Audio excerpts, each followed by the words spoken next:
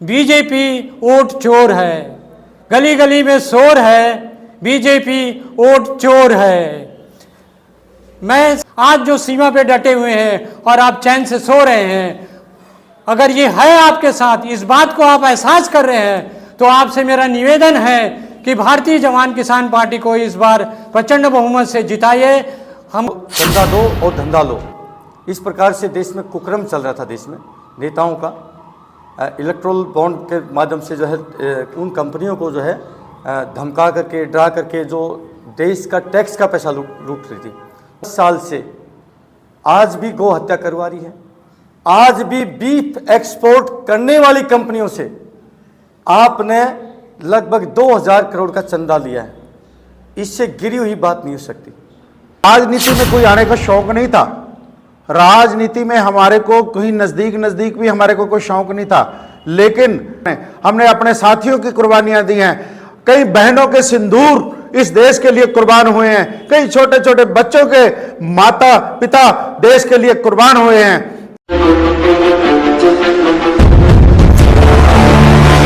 नमस्कार साथियों, CNN news, India times and national Dastak के सारे चैनल वासियों को मेरा नमस्कार।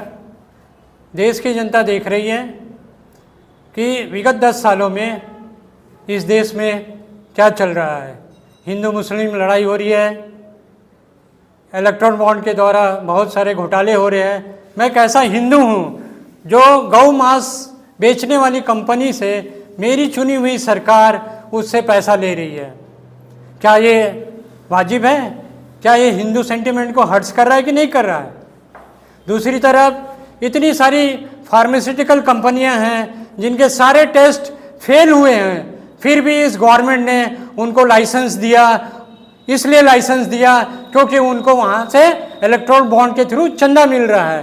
तो गली गली में शोर है, बीजेपी वोट चोर है, गली गली में शोर है, बीजेपी वोट चोर है।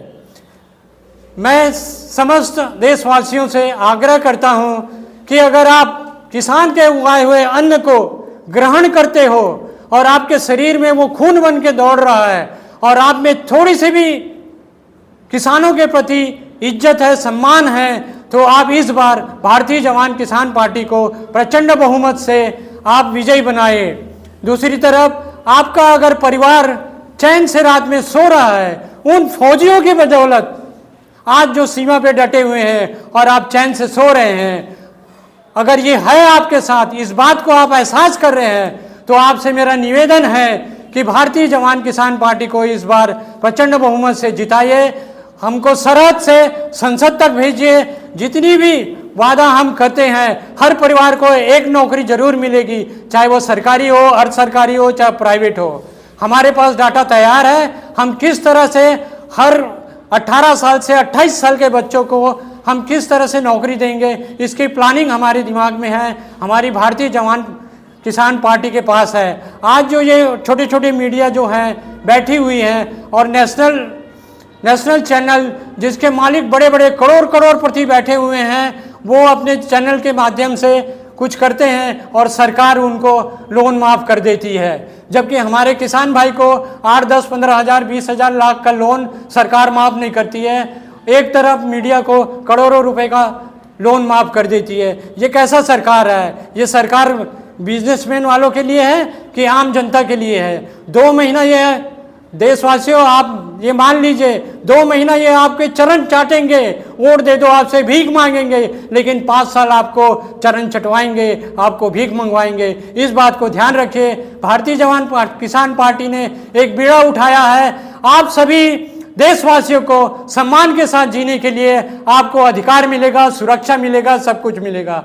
आप डाटा उठा के देख लीजिए, 10 साल में कितनी माँ बहनों का वो हुआ है, रेप हुआ है। इस सरकार ये कहती थी कि मेरे प्रशासन में ये सब कुछ नहीं होगा, लेकिन आप डाटा उठा के देख लीजिए, ये सब अनैतिक कार्य ये बीजेपी वाले ही करते हैं और कराते हैं। देश में भाईचारा का जो माहौल था, आज इन्होंने पूरा बर्बाद कर दिया।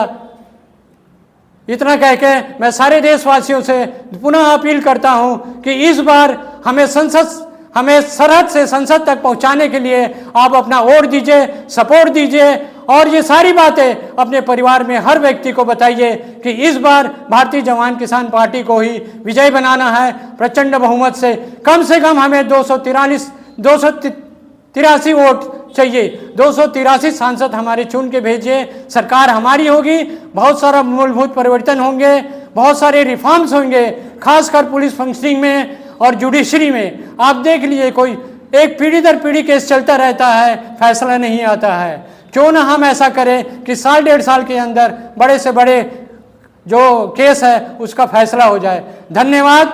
जय जवान जय किसान। एक बात कहना चाहूँगा इसी के साथ में, हमने बॉर्डर की रक्षा करी, अंदर आज यदि फौजी नहीं आए तो इस देश का लोकतंत्र और देश का संविधान नहीं बचेगा।